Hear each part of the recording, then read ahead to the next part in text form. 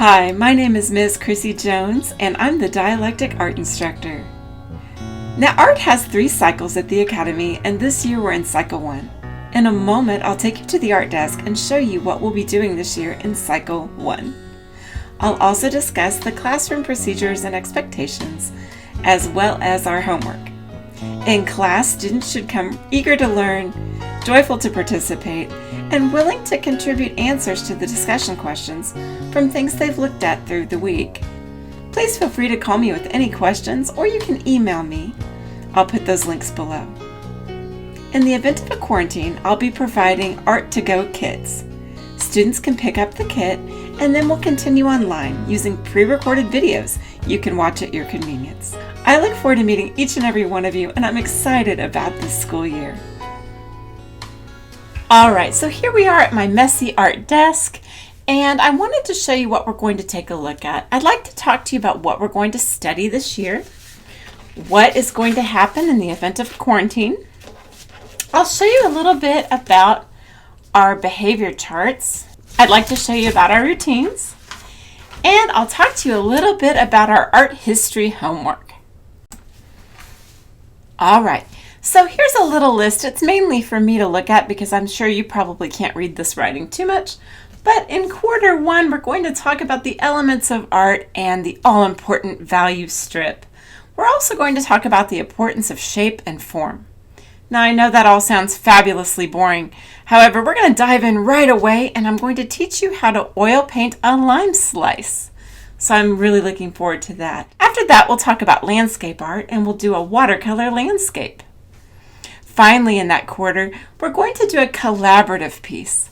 Now, if you walk into the art room, you'll notice there's no actual art on the walls. I thought it'd be fun if every year the class comes together to create a piece of art, a legacy piece. And so we'll do that. And that'll wrap up quarter 1.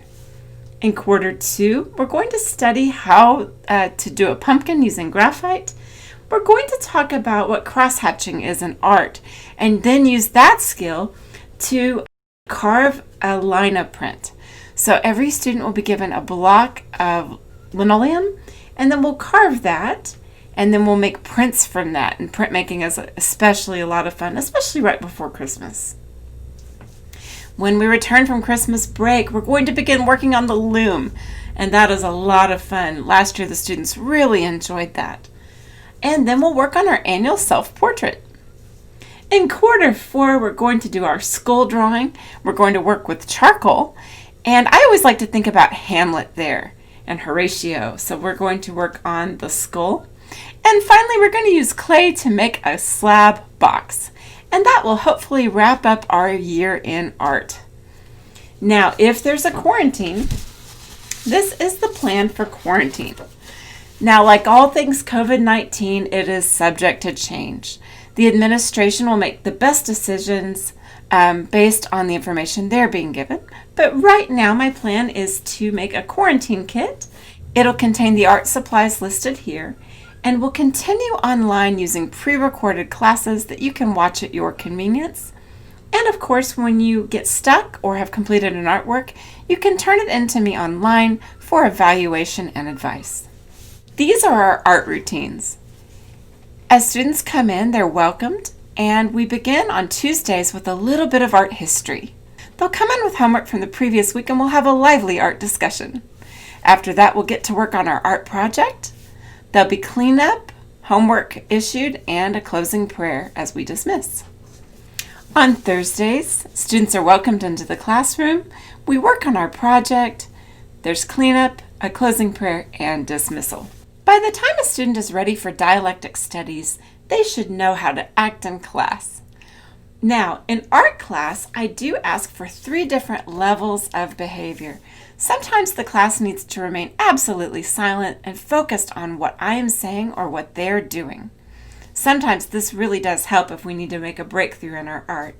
So when I clipped there, my expectation is for true, absolute silence. Now, sometimes it's okay if the students do quiet whispering. This is a time they might ask each other questions for clarification, or might make little comments like, "Great job on your art," or "I love that color you chose." Now, everyone's favorite is table talk. This is generally where we spend most of our time. Students are allowed to talk to each other as long as it's not disruptive while they create.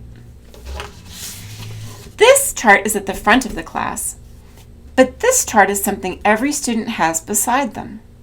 This is to let them know how it's going that day. Most of the time, everything stays on great job.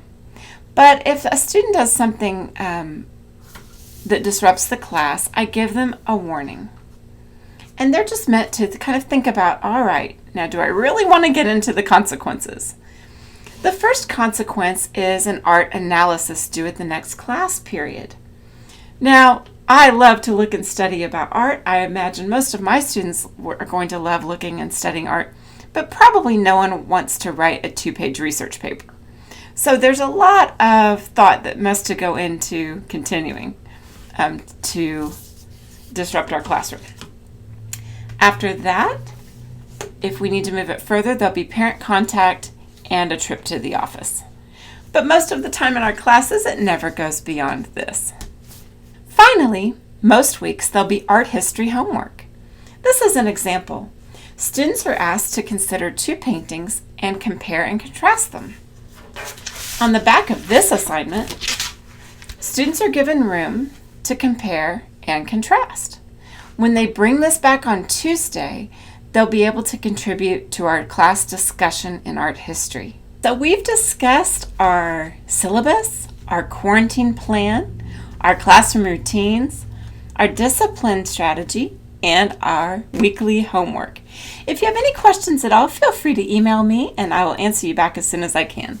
I look forward to being with you all very soon. Have a great rest of your summer.